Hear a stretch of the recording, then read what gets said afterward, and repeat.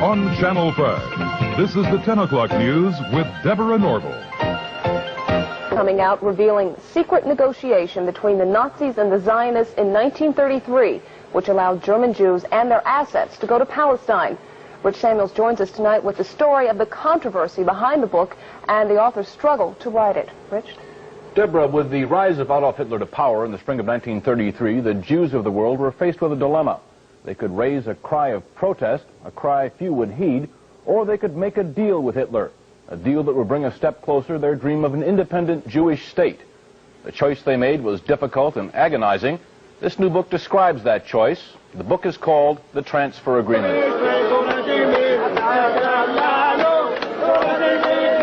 This is Israel a few days ago, the season of Passover.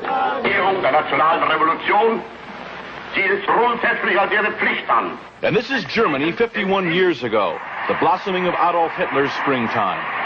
A key factor in the vitality of today's Israel, the book's author argues, was an agreement reached in 1933 between a group of Zionists and the man who would later try to kill every living Jew. The great irony is that Adolf Hitler became the chief economic sponsor of the State of Israel.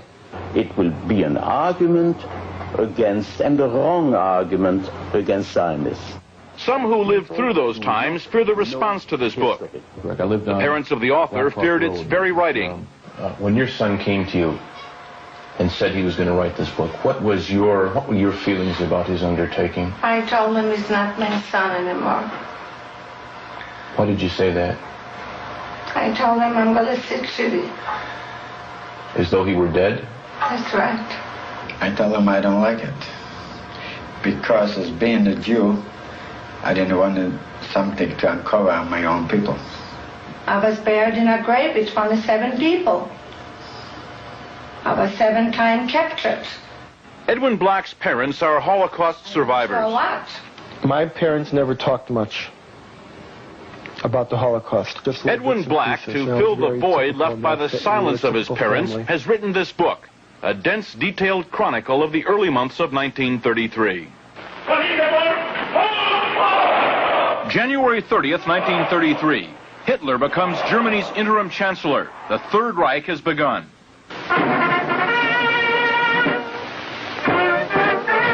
But in this country, on March 4th, attention is diverted by the inauguration of Franklin Delano Roosevelt. More power to you, President Roosevelt. The entire country's behind you, thrilled with hope and patriotism. But ominous headlines tell what's already happening to the Jews of Germany. The protest of American Jews was heard almost immediately. It was based on only the sparsest of press reports, and nowhere was that protest more vocal than here in New York City. All creeds, local and national organizations, and labor parties are joined in this gigantic demonstration passing through famous Washington Arch. Rabbi Stephen S. Wise, honorary president of the American Jewish Congress, leads the procession down Fifth Avenue on foot. Father arranged for the first great mass meeting at Madison Square Garden to protest Hitlerism. He felt that when freedom was threatened, silence condoned oppression always. Thousands who waited hours behind police lines rush forward as the doors of Madison Square Garden are open. Jews and Gentiles join in the race for seats, and 22,000 of them get in. I was a young kid then, you see, as a teenager. And I belonged to a Zionist youth group. And we were all summoned to go to that rally. Well, it was a very agitated crowd. Many Yiddish speaking, a few English speaking. Rabbi Wise mounted an appeal to the Jewish people to do something to save Jewish honor. Most of the important, well-established Jews were very angry at him, said this was sensationalism, and that if anything happened to the Jews in Germany, the blood of the Jews would be on his head. Dr. Stephen S. Wise, rabbi of the Free Synagogue and a national leader of liberal thought, speaks in behalf of the Jews of the United States. This is not a Jewish meeting. This is the conscience of America making itself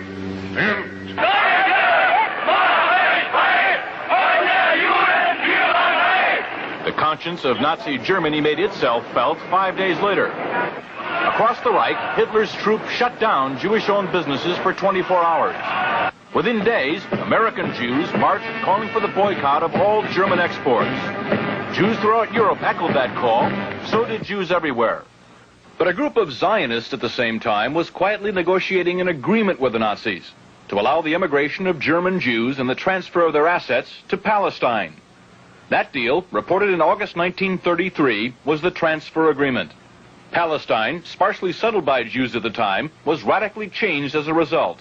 I lived in Palestine from 1933 to 1936, and we saw every week transports of German Jews coming to settle in Palestine. And many new professions were introduced by them into the country, and they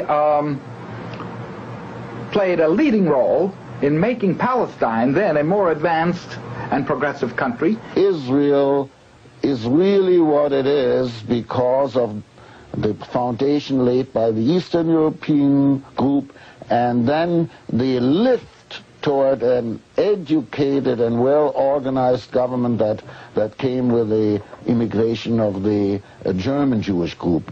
German Jewish settlement of Palestine was, for a time, official Nazi policy.